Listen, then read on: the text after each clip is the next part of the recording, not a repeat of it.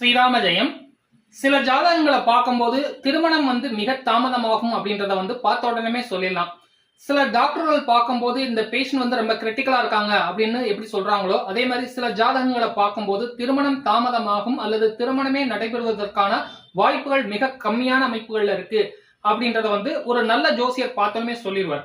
அது மாதிரியான ஒரு ஜாதகத்தை இப்ப பார்க்கலாம். இந்த ஜாதகம் 97ல பிறந்திருக்காங்க. 1/9/1997 நைட்டு 10:30க்கு பிறந்திருக்காங்க. நம்ம எப்பயுமே சொல்றது என்னன்னு பாத்தீங்கன்னா லக்னத்திற்கு 7ஆம் இடம் அப்படின்றதுதான் திருமணத்தை நடத்தி தர கடமைப்பட்ட கிரகம்.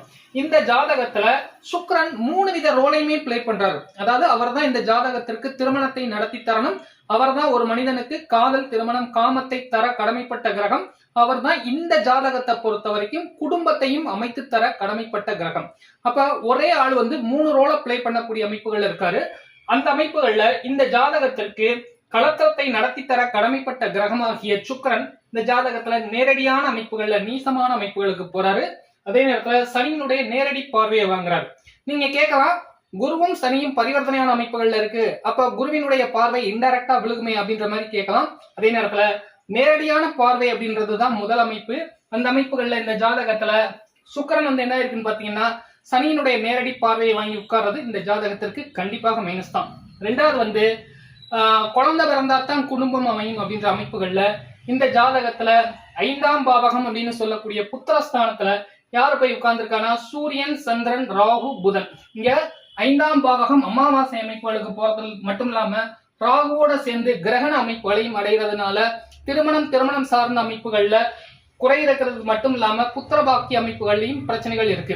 அதுக்கு அடுத்த அமைப்புகள்ல பாத்தீங்கன்னா புத்திர காரகன் அப்படின்னு சொல்லக்கூடிய குரு பகவான் நேரடியான அமைப்புகள்ல லக்னத்திற்கு 10ஆம் பாவகத்துல நீசமாயிட்டார். அதுக்கப்புறம் தான் பரிவர்த்தனை ஆகுது. சோ பரிவர்த்தனைன்றது 2ஆம் நிலை அமைப்பு தான்.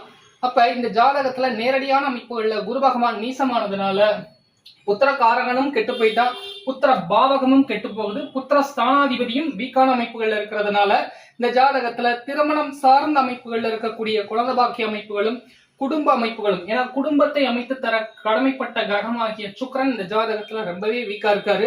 சோ அதனால இந்த ஜாதகம் திருமணம் மிக லேட் ஆறது மட்டும் இல்லாம திருமணம் சார்ந்த அமைப்புகள்ல இருக்கக்கூடிய குழந்தை பாக்கிய அமைப்புகள், குடும்பம் அமையக்கூடிய அமைப்புகள்லையும் வீக்கான அமைப்புகள் இருக்கு.